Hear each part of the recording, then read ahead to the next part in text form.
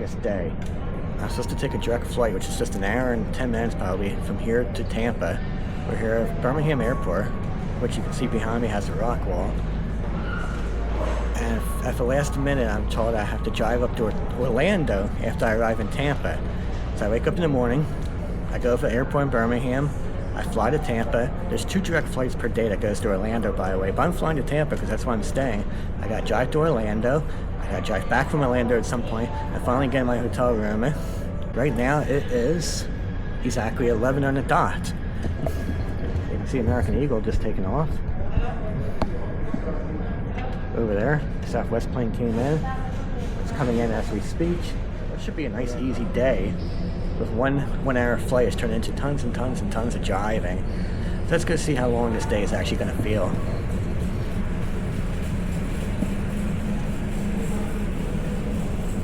This is funny. All the shops have a copy of the mayor's book. I didn't realize you made a book, but it's so prominent and prevalent. The Southwest plushie. I'm really tempted to buy it. Overall, I kind of like this airport. It's small, but it's not tiny. And they have this cool features. You got your rocking chairs. Like, well, it's airy, it's bright. It looks kind of new. You know, the illumination lights in the shape of plane wings. How cool is that? It's funny, there's a flight taking off from Vegas on the left at least 5 minutes before the flight to Tampa on the right. And they both look sort of equally packed, I guess.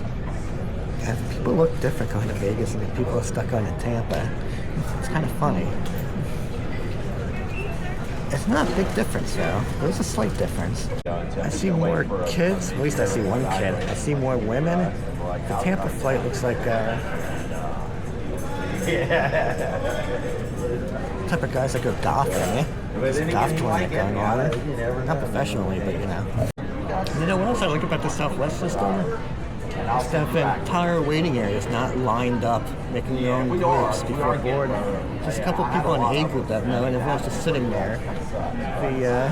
It's not as chaotic as our experiences with American has been, at least in Miami. Everyone's just sitting and waiting until they're A, B, or C, because there's nowhere to stand if you're B or C. So I think the system actually cuts down on the thing that drives me.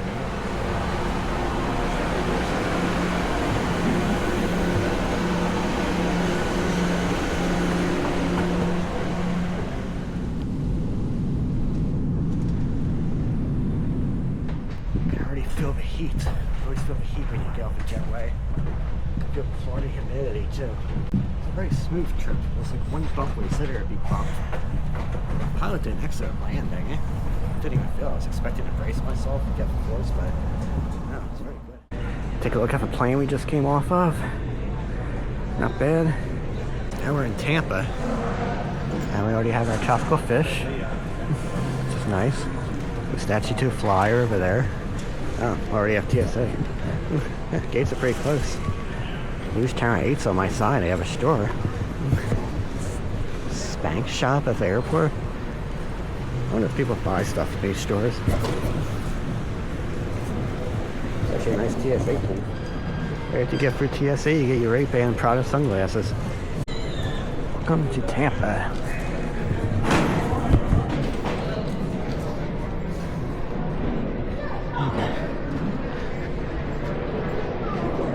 Oh, we got Crowd Shuttle. Okie dokie. It's under construction. It's got one side. Fun. So I gotta go with a bag claim. And I have to get a rental car. And they're in 2 completely different directions. So I know it's supposed to be a very compact, award-winning airport, but I just circled the entire property. Wow, look at the size of this place. So it was a really smooth flight. The thing I don't understand is everyone races to get Group A so they can get a window seat, but they sit there with a window shut for the entire trip, including takeoff and landing. I understand it's bright, but at least on landing, let's look out the window. I think there were only 2 windows by me that was actually open, so I guess I got lucky, but otherwise. So I guess next time I'll have to upgrade, because I like the aisle, but it's kind of iffy. You get motion sick after a while driving around in a taxi. It doesn't matter if you're in Oregon or if you're in Florida. These baggage claims all look the same. They're always in a basement, they have a carpeting, and everyone's centered around one belt. But you know, I wonder if they're faster than I was, or if this is a Baltimore group. Let's go find out. 15, arriving now. Wow, that's a huge baggage thing. It goes on a whole merry-go-round from there, through one loop, and all the way down another loop. Oh, really? We stopped for carousel. My thing's all the way over here. I was gonna get a good video of my trunk coming through, but the lady says, yells, hello, thank you. Oh. Next group's a Cuban group. See? It's good to personalize it. You never have to look at the tag. Now on to bathrooms and a rental car. Let's roll. So the elevators in this place are gorgeous, and gorgeous area lobbies. But we have to go down to a basement to get my bag. That's the Southwest, so that's Terminal C. That's where we came from. One of us is at planes. Go down to a basement to go down to the elevators. Let's come over here to the 4th floor from the floor 1 to take the train to go over rental cars. Artistic manatee. Oh no. Hey look, an artistic turtle. Yeah, so you start from level 3 of the gates. We go down to level 1 for a claim. We come back up to 4 to go to the place.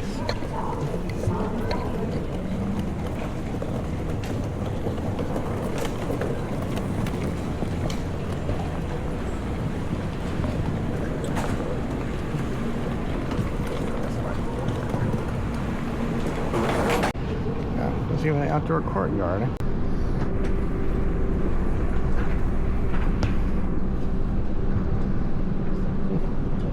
Let's see, I see the bay. I think I see the Courtney Campbell.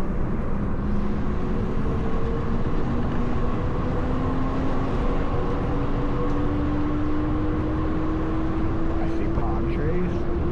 So this thing goes the speed of those cars out there. And it's a rubber tire, so it's nice and rough.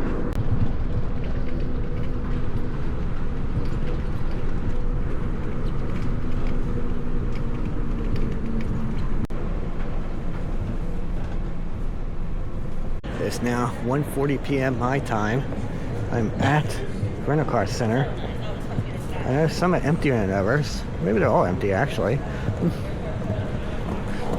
I'm the only person that carries a giant trunk. If you have a checked bag, why not just do the whole thing, right? Oh, now I see a market with drinks and whatnot. Probably half what I paid. Fruity's most crowded. It got hurts with it's dark. Enter here. Okay. It's exactly 1:40. I got my bag. We're off a plane. We took the long shuttle train, which I wasn't expecting. Now we're picking up the rental car.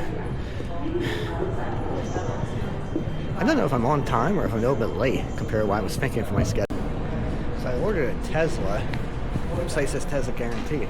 I know Hertz has been getting rid of Teslas. I don't know they got rid of all of them. But there's a Tesla. But they don't have any Teslas for me. It says they got rid of them all. So where's this Tesla coming from, I wonder?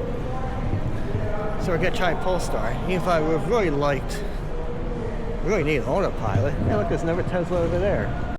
You know one thing, Hertz does have a nice setup. I see a Chevy Bolt, I see a Kia EV9. I guess the only thing that was an upgrade was the Polestars. I have no clue what that's like though. It's Polestar 2. Is this it? Nope, 728. 732, there's a Polestar. Look, there's a Tesla over there. They got Teslas and they can't give me a Tesla? Now it is about 3:20 my time. I don't think this car has any sort of autopilot, kind of like how Ford Mustangs have Blue Cruise or Tesla's autopilot. So I've been doing manual for the whole time, no bit of cruise control, so I've not had a chance to like open a drink or anything during this last hour and 23 minutes of driving. It's really getting to me. I'm not used to physical driving, quite honestly, after the Tesla experience. I mean, this nice car being a electric, I assume it's got a good stereo system. Dashboard's not too bad. The handle's really nice. I like the traction motor sounds, but it's exhausting, especially in Florida where just in 1 hour, not even 1 hour, just in the first half hour I saw everything I don't like about driving here. From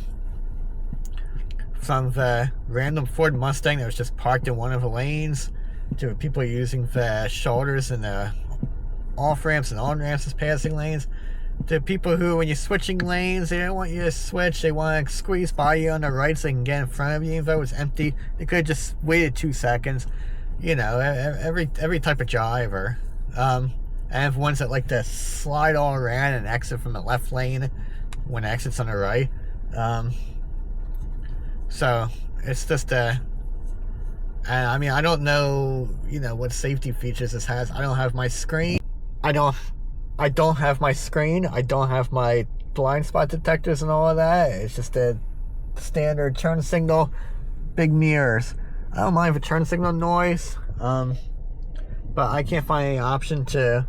It's got lane assist, but is it doing anything? I can't figure it out. It doesn't feel like it is. So I'm going to do some research and eat and drink a little bit, and I actually got a chance to stop. But hey, this rest stop, which I wonder if this rest stop's new. I don't remember it, but whatever.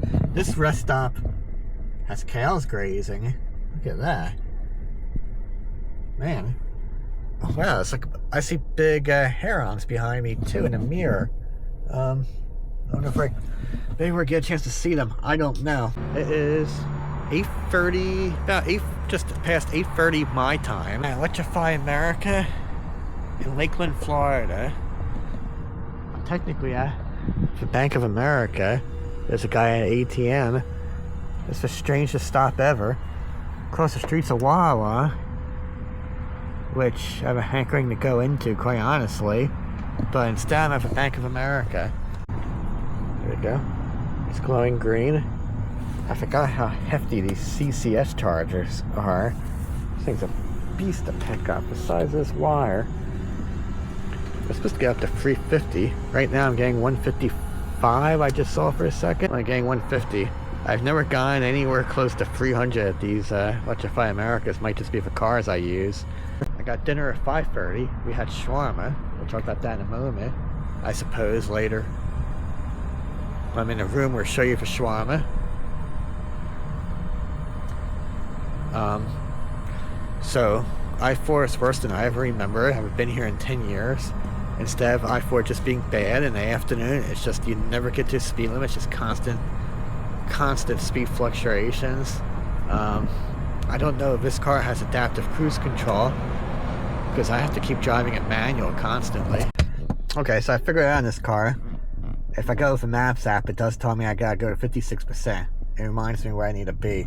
Right now I'm at 50, so we're close.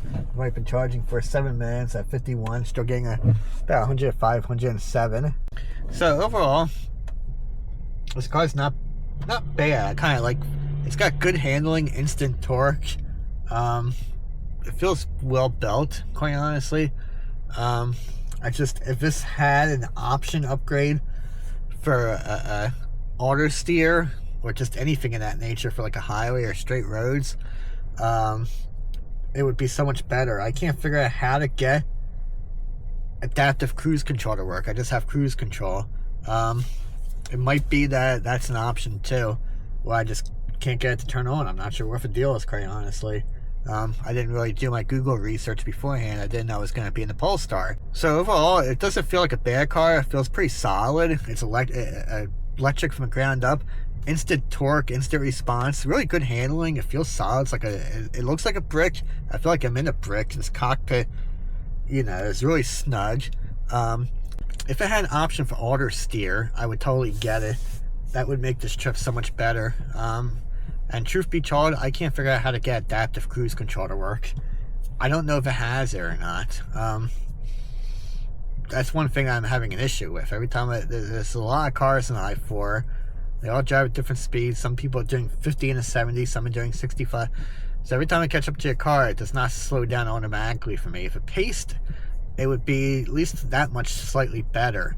But, you know, it's still an electric car. It still doesn't feel...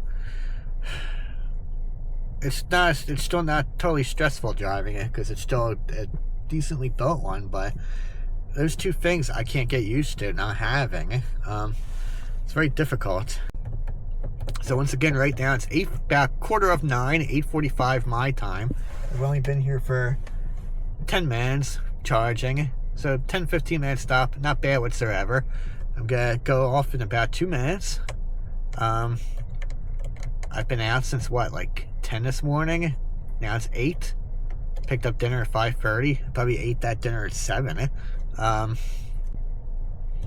So far it's been an action-packed day for me. I ain't even checked out for a room yet. Here we go. Let's go. Let's see if we can make it to a hotel. Hotel is 1 hour and 6 minutes away. 1 hour and 6 minutes. I still got an hour left. I hope that part of a trip we just did was an hour because it felt long enough. But you know, at least we're not getting in at midnight or like after 10. I mean, maybe Eastern time we are, but as far as my biological clock is, it's not too late. It actually is bedtime when I should get in, so we'll be comfortable. Hopefully there'll be some parking spaces. That'd be the next nightmare, because I've never gone into a hotel late at night before, so I don't know how that is. Especially crowded ones only have like 5 rooms left. So this is gonna be fun to find out. So let's go.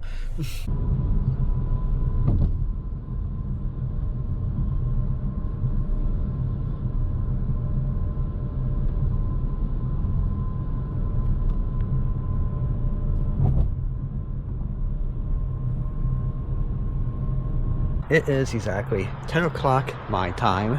Doubletree by Hilton, Barrington Beach. Built about 1985, I think. It's called Resort. And check it out. There's 6 Tesla destination chargers with universal docking. Nice, breaking blue. I guess it just needs to be activated by a front desk, they say. And I guess one of the reasons why I came here is look how peaceful it is. Supposedly 150 feet that way is the Gulf of America. It's dead. It's a nice drive in. Only thing is I can sort of see it from here. The windows completely fog up because of the humidity. It's interesting because the old me used to not like this much peace and quiet. I actually worked in hotels on this beach, not too far from here, front desk, middle of the night during a day, and I couldn't stand how like quiet it was. I wanted like some sort of urban, not action, but you know, just being in a city. And now I just want like, now I guess I understand the lore of it. I don't think it's a hustle bustle. I think it's just having to actually deal with things and people.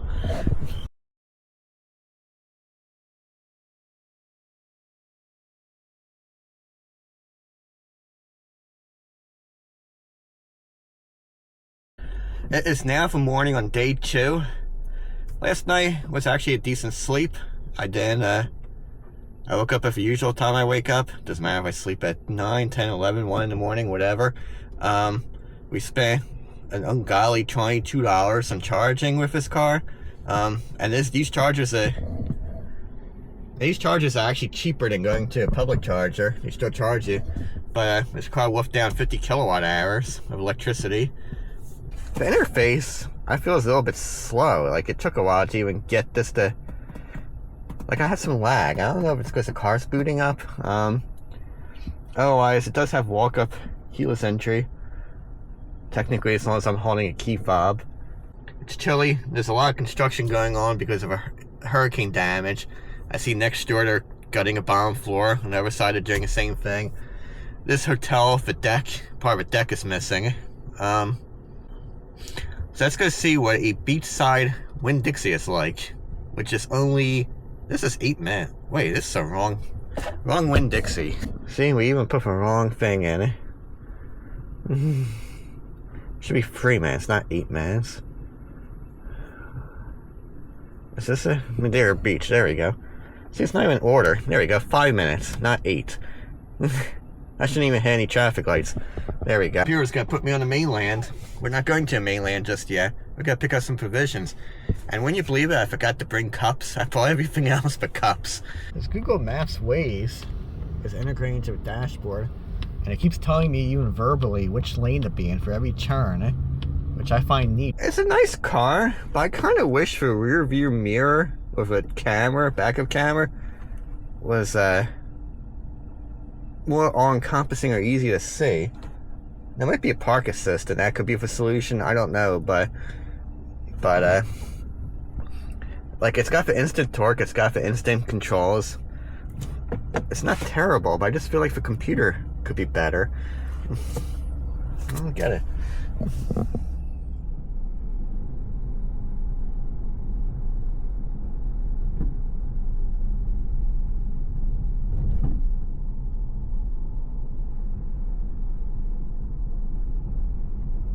Take the next right, then your destination will be on the right. You can see bits of hurricane damage here and there, and tons of contractors. So this is a Winn Dixie, Madeira Beach. Still see storm damage to all parts of the shingles, old buildings. Right there is a bay. Across the street, goes straight into the water. A fire station with a ladder being worked on. So of course, this Winn Dixie actually has cup holders. Mine does not. These are newer cars too. Even a new Winn Dixie doesn't have that. This is funny. This Winn Dixie actually has all the fire starter stuff, including matches. My Winn Dixie has not gotten any in it. It's just been an empty spot all year.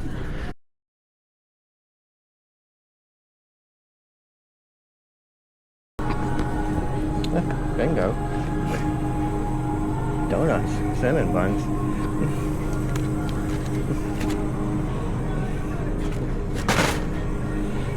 Cupcakes.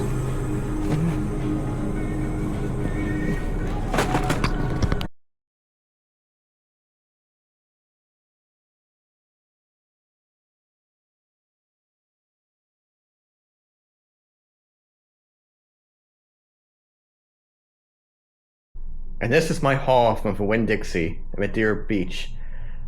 We were lucky to have cats, cupcakes, and donuts.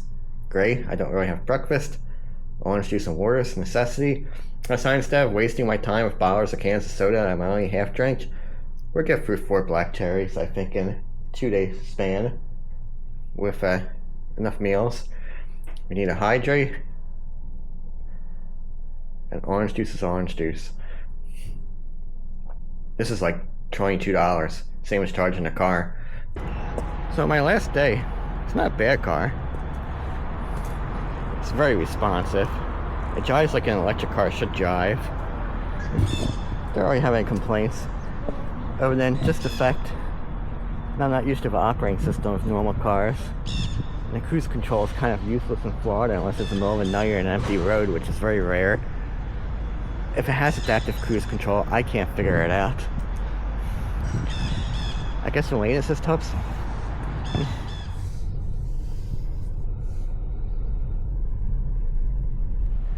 And saying goodbye to the car, the Polestar 2. Just nice racing year around town.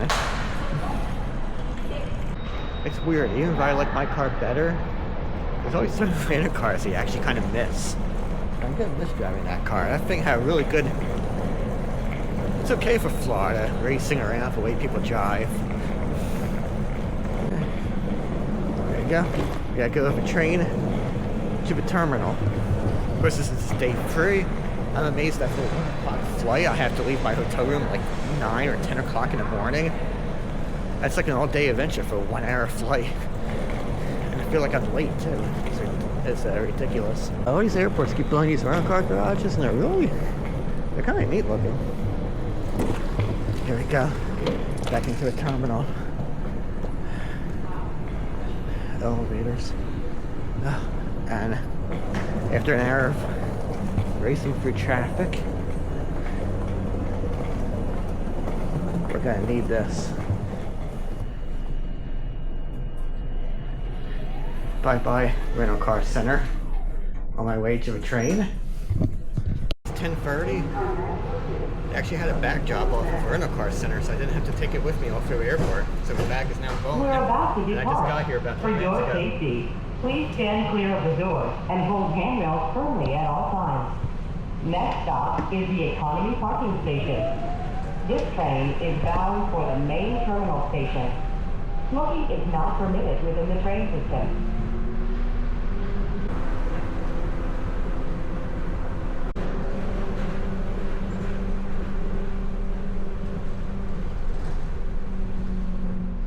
Okay, we're at the main terminal gate, and that board says that we're on time. Gate C33. Even though my boarding pass says we're 15 minutes late, so we're safe. It's a good thing they had a remote bag drop off.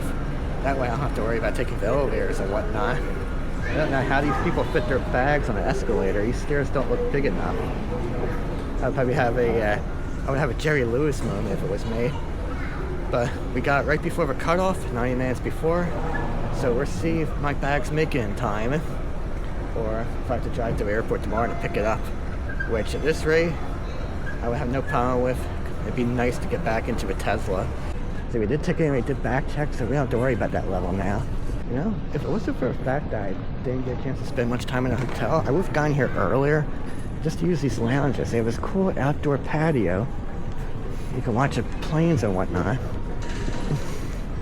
Got the Hard Rock stuff. Got this displays in the Hard Rock. See, and I almost missed it. You have to like make a 190-degree turn sort of behind you to spot it when you walk in this lobby. So it's basically a first gate. Cool.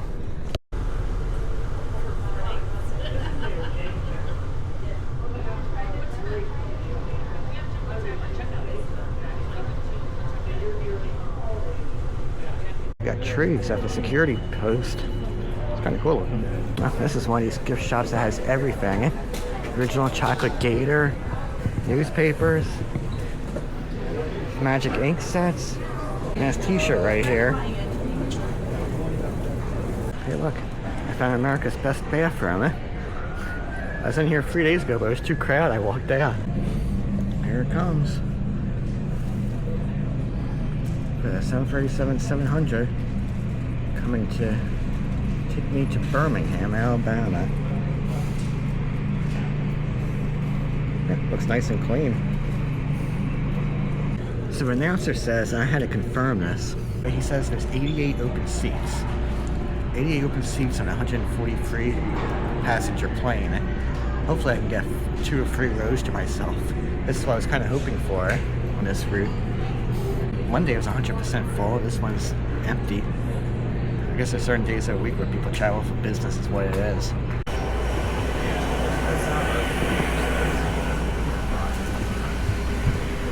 We're boarding. Almost the last step. Almost there.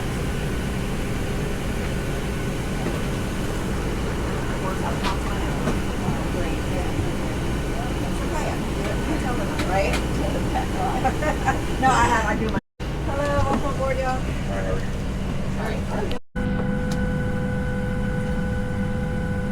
Hello, ladies and gentlemen, we've been clear for departure. Sit back, relax, enjoy the flight, because here we go.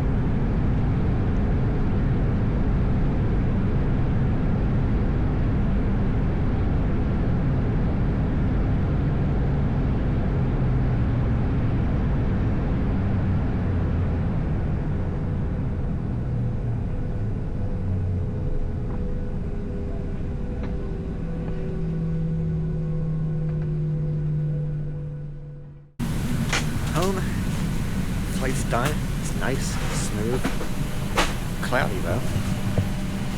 How cool that cockpit is.